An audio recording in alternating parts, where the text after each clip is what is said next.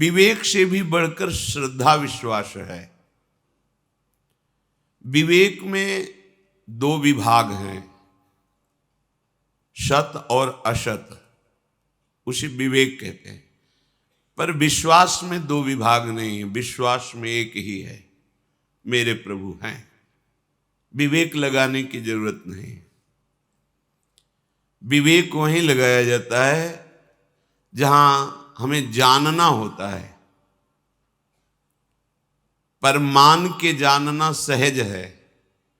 प्रायः जानकर मानने की चेष्टा में जन्म के जन्म व्यतीत हो जाते हैं, क्योंकि सोई जाने ही जेहि देहु जनाई।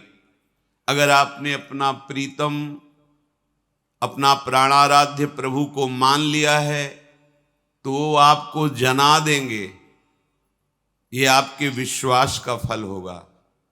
लेकिन आप जाने तो विवेक के द्वारा जन्म जन्म लग जाएंगे जानने में, क्योंकि विवेक में दो विभाग रहते हैं, ये सत है और ये असत है।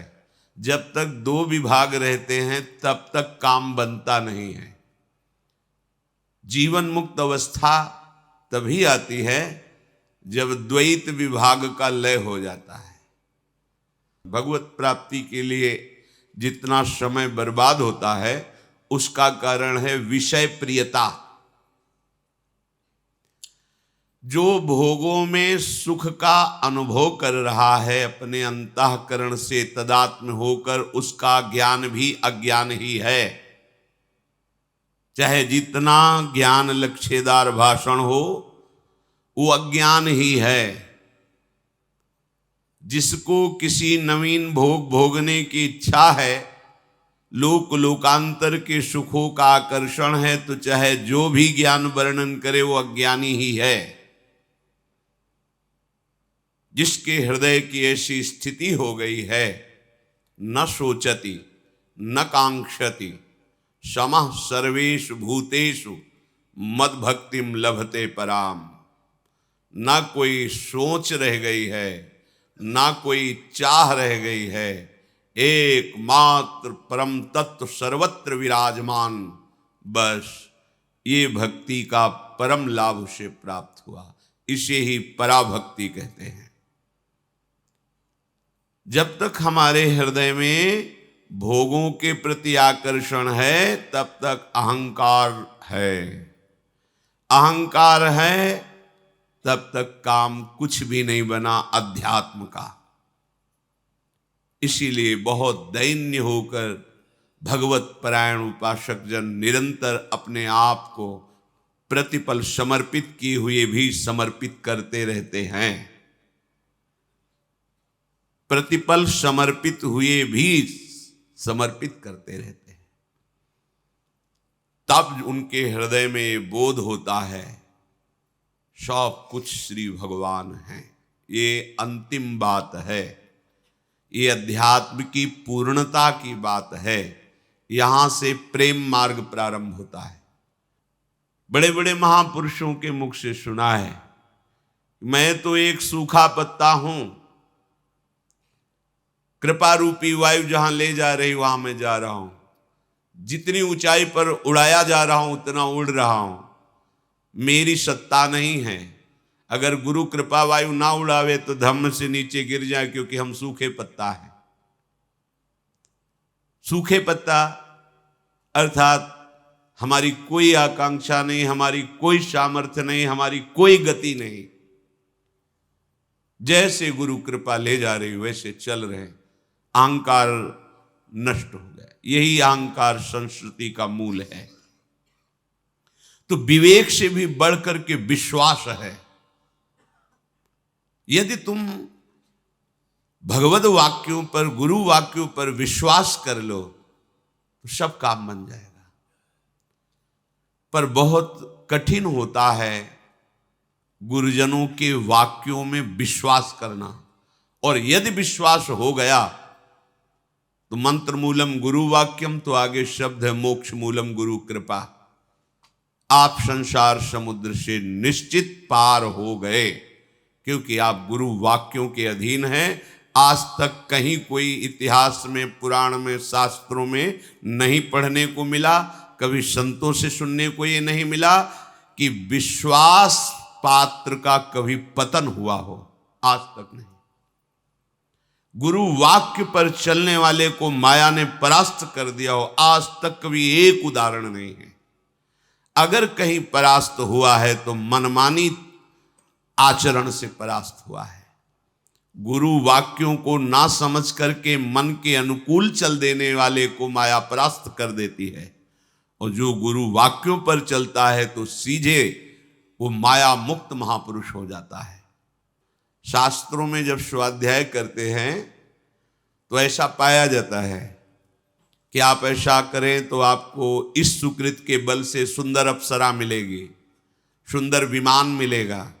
आप और तपस्या करें, पुण्य संचित करें तो आपको वहाँ का लोक मिलेगा, स्वर्ग लोक में। जैसे छोटे छोटे ग्राम हैं अपने भारत में, कितने प्रदेश हैं, उनमें कितने जिला हैं, फिर उनमें कितने ग्राम, ऐसे स्वर्ग लोक है।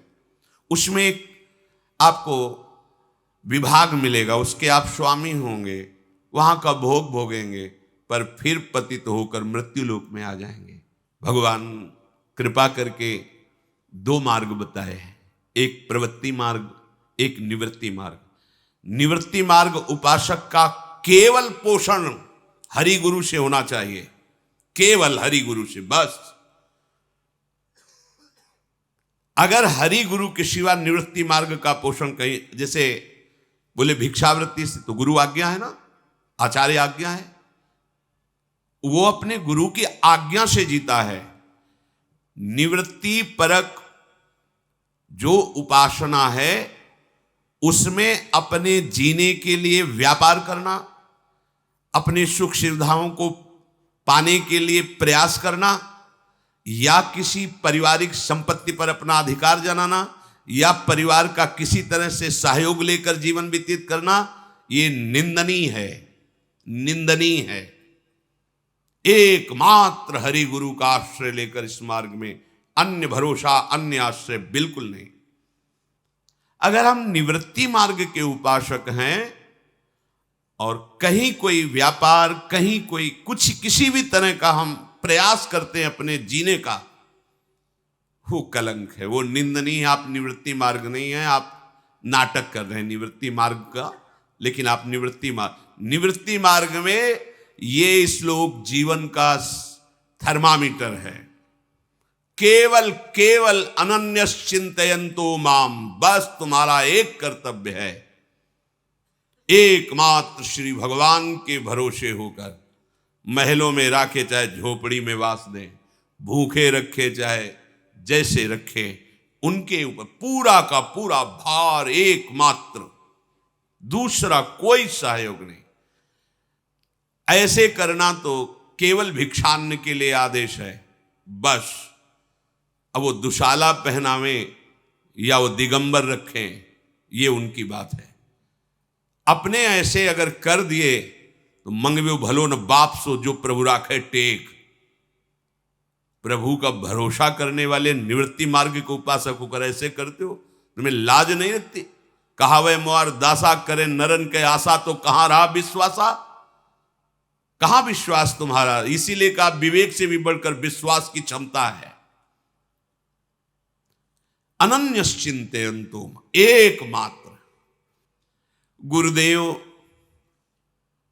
भेद को जान गए हैं कि ये जीव क्या है, ये प्रकृति क्या है। वो जो बोले वही तुम मान लेना, क्योंकि तुम अपनी बुद्धि से जो जानोगे केवल प्रकृति को जानोगे।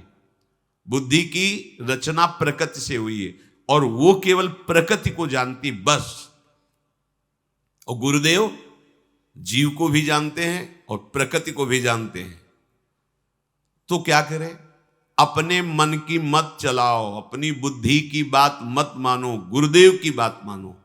क्यों? क्योंकि गुरुदेव तो जीवत्व से हटाकर भव सिंधु से पार करके प्रेम सिंधु में डुबोने की चेष्टा कर रहे हैं, और हम अपनी बुद्धि लगाएंगे तो फिसल करके माया के ऐसे गड्ढे में पहुंच जाएंगे जहां से निकलना कठिन है। गुरुदेव क्या करते हैं? अपने बंदे की दृष्टि को घुमा देते हैं। कैसे घुमा देते हैं? तुम्हारा कोई नहीं, ये संसार स्वप्नवत है, बिल्कुल असंग, बिल्कुल असंग, ये प्रलोभन इंद्रियों के भोगों का बिल्कुल मिथ्या है, एकदम सावधान, अंतर्दृष्टि में आ, बाहर दृष्टि बंद कर। बंदी की दृष्टि सब फेरी अंतर करें और घट का पाट गुरुदेव खोलें। कपट का पर्दा हटा दिया जो त्रिगुणात्मिका माया के द्वारा रचा था और लाडली लाल का साक्षात्कार करा दिया। गुरुदेव ने मुझे अद्भुत जड़ी दी। क्या? नाम। नाम गुरुदेव ने जड़ी दी है। नाम, नाम से ही विशुद्ध ज्ञान, विशुद्ध वैराग्य, विशुद्ध भक्ति का जागरण होता है। नाम, नाम सदस्य, केवल नाम, अद्भुत जड़ी। नाम के समान इस त्रिभुवन में कोई ना साधन है और ना कोई साध्य है। आपको हृदय की बात बताएं, पहले नाम लगता साधन है, पहले लगता नाम जप कर हम भगवान को प्राप्त करें, साधन लगता है। फिर एक ऐसी स्थिति आती है कि नाम साध्य बन जाता है, साधन शब्द हट जाता है। अगर नाम साधन है तो हमारे साध्य देव, आराध्य देव परस्पर नाम जप करते हैं। नाम आराध्य देव का भी आराध्य देव निकला। पहले तो चले तो पता चला नाम साधन है, आराध्य देव साध्य है, लेकिन जब नाम ने परिचय दिया तो पता चला कि ये तो आराध्य देव का भी आराध्य देव है। बोले कब भगवान मिलेंगे? क्यों? अभी तुम्हें विश्वास नहीं तुम्हारी जिह्वा पे राधा नाम है, अब तुम्हें क्या चाहिए? इसका मतलब तुम जप नहीं कर रहे हो, सुमिरन नहीं कर रहे हो। नहीं, ये प्रश्न नहीं रहता कब मिलेंगे, कितना जपने पर मिलेंगे। नहीं चाहिए, जो चल रहा है। ओहो, जब हम जानते भी नहीं थे तब गुरुदेव ने दिया, और जो गुरुदेव ने दिया जब पाया तो कुछ बकाया ही नहीं रह गया, कुछ बकाया नहीं रह गया। नाम यदि आपकी जिह्वा पर चल रहा है और आपने पकड़ लिया कि परम सत्य वस्तु नाम है, इससे बड़ा कोई ज्ञान नहीं है, कोई ज्ञान नहीं इससे बड़ा। बैठा लीजिए, ये जीवन की सार बातें हैं। नाम चल रहा है, अब आपको और कोई ज्ञान प्राप्त करने के लिए नाम छोड़ने की जरूरत नहीं है कि थोड़ा 4 अध्याय पढ़ लेते हैं अमुक ग्रंथ के तो क्या ज्ञान होगा। सच्ची मान लीजिए, अगर आपकी जिह्वा में नाम चल रहा है तो भगवान ने जो कभी रचा है, जो कभी रचेंगे, जो बोला है, जो बोलेंगे, जो महापुरुषों ने अनुभव किया, वो सब तुम्हारे हृदय में ज्ञान हो जाएगा। सब पढ़ने, कितना पढ़ोगे, बिना पढ़े सब ज्ञान आपके हृदय में हो जाएगा। इसमें विवेक काम नहीं करेगा, विश्वास काम करेगा। इसीलिए आज के सत्संग में पहले बोला कि विवेक से भी जोरदार बात है विश्वास। न नाम सदृशम व्रतम, हमारा एक ही व्रत है कि कभी भी जब तक हमें होश है, सुषुप्ति में चले गए तो श्री जी जाने, या मृत्यु में मूर्छा में चले गए तो श्री जी जाने, इसके अलावा हम कभी भी नाम का विस्मरण नहीं होने देंगे। ये हमारा व्रत है, इससे बड़ा कोई व्रत नहीं। गुरु कृपा से जीवन में ये बात रही कि एक श्वास भी कभी खाली न जाने पावे, मुझे ऐसा अभ्यास करना है। भूखे रहकर, प्रसाद पाके, सर्दी में, गर्मी में, भीड़ में, एकांत में, स्वस्थता में, अस्वस्थता में, किसी भी परिस्थिति में हमारे आराध्य देव का नाम न छूटे, यही हमारा सबसे बड़ा व्रत है। इसलिए नाम से बड़ी कोई गति नहीं है। अगर आपको ये विश्वास हो जाए तो जब राधा राधा चल रहा है तो हमें क्या चाहिए? परम ज्ञान, परम व्रत, परम पुण्य, परम त्याग, परम फल मुझे प्राप्त है अभी। राधा राधा राधा, अब हमें कोई गति मति पुण्य फल ज्ञान ध्यान नहीं चाहिए। इसी का ध्यान, इसी का श्रवण, इसी का ज्ञान की सबसे सर्वोपरि वस्तु मुझे मिल गई जो हरि भी जपते हैं। नामयु परमा मुक्तिर। परम मुक्ति क्या है? मुक्ति तो सुनी गई, लेकिन मुक्ति से भी जिसकी मुक्ति हो गई वो परम मुक्ति है। मोक्ष की भी चाह को जो मिटा दे वो है नाम। मोक्ष की चाह भी मिटा दिया। नरक स्वर्ग पवर्ग आस नहीं त्रास है, जा राखो ता रहो मान सुख राशि है। नरक में रखो, परम पद में रखो, स्वर्ग में रखो, मुझे कोई परवाह नहीं है। जहां रखोगे वहां मैं सुख राशि मान करके रहूंगा। हर समय आपका नाम चल रहा है, आप क्या परवाह। परमा गति ही नामैव, नाम से बढ़ करके कोई गति नहीं है। नामयु परमा शांतिर।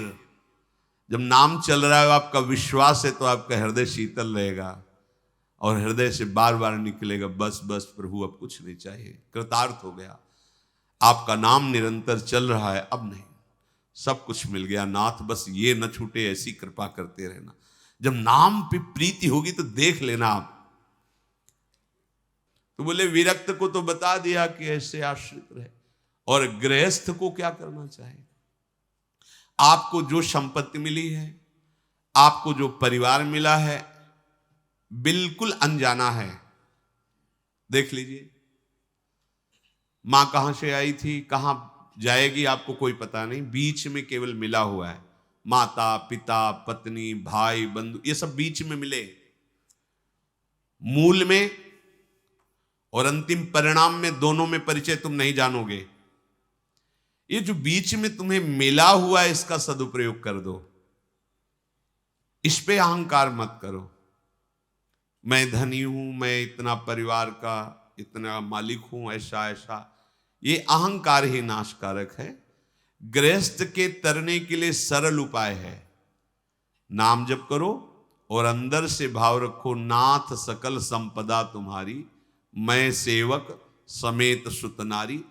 और जितना बन सके अपने कर्तव्य के पालन पर दृष्टि रखो, दूसरे के कर्तव्य पर नहीं। जैसे मानो आप पति हैं, तो आपको यदि अहंकार है पति होने का, तो आप पत्नी से उसके कर्तव्य का पालन कराना चाहेंगे। अरे हम तुम्हारे पति, तुम्हारा एक कर्तव्य बन, तो तुम्हारा क्या कर्तव्य उसके प्रति बनता है, कभी सोचा? हम पिता हैं, तुम पुत्र हो, तुम्हारा कर्तव्य क्या है? सारे के सारे झगड़े इसी बात में होते हैं कि तुम्हारा कर्तव्य हमारे लिए क्या, क्योंकि वो सुख चाहता है। काम बिगड़ जाएगा। अगर तुम अपना काम बनाना चाहते हो तो सिर्फ अपने कर्तव्य का ध्यान करो। तुम पिता हो, पुत्र के प्रति तुम्हारा क्या कर्तव्य, तुम भाई हो, तुम्हारा बहन के प्रति क्या कर्तव्य, तुम पति हो, तुम्हारा पत्नी के प्रति क्या कर्तव्य, तुम एक ग्रामवासी हो, तुम्हारे ग्राम के प्रति क्या कर्तव्य, तुम एक देशवासी हो, देश के प्रति क्या कर्तव्य है, तुम विश्वात्मा भगवान के जन हो, तो विश्व के प्रति क्या कर्तव्य है। अगर ऐसा तुम याद रखोगे तो तुम गृहस्थ होते हुए भी महात्मा हो और निश्चित तुम्हें भगवत प्राप्ति होगी।